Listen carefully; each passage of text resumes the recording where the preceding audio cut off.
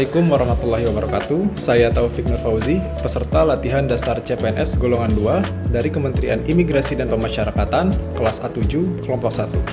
Berikut adalah ringkasan substansi pembelajaran agenda 1 yang telah saya lalui melalui metode Massive Open Online Course atau MOOC, pembelajaran sinkronus dan penugasan asinkronus.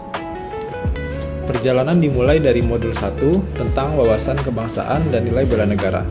Di sini, saya diingatkan kembali bahwa kita bukan sekedar bekerja di instansi pemerintah, tapi kita adalah bagian dari sejarah besar bangsa ini.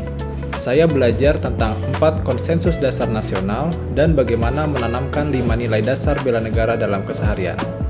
Bagi saya, poin pentingnya adalah cinta tanah air itu bukan sekedar slogan, tapi sikap sadar untuk menjaga kehormatan bangsa dalam setiap tindakan kecil kita.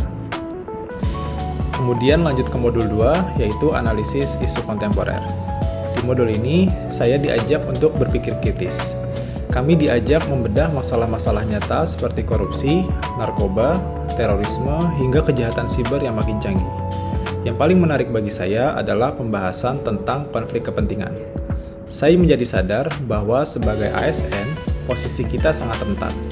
Oleh karena itu, saya belajar menggunakan teknik asal analisis seperti AKPL atau USG agar bisa melihat masalah secara objektif dan mencari solusi yang paling tepat tanpa mementingkan ego pribadi.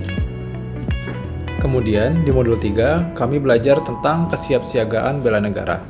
Di sini materinya lebih berwarna karena tidak hanya soal teori, tapi juga soal fisik, mental, dan etika. Bela negara ternyata butuh modal awal, yaitu kesehatan yang prima dan kecerdasan emosional yang stabil.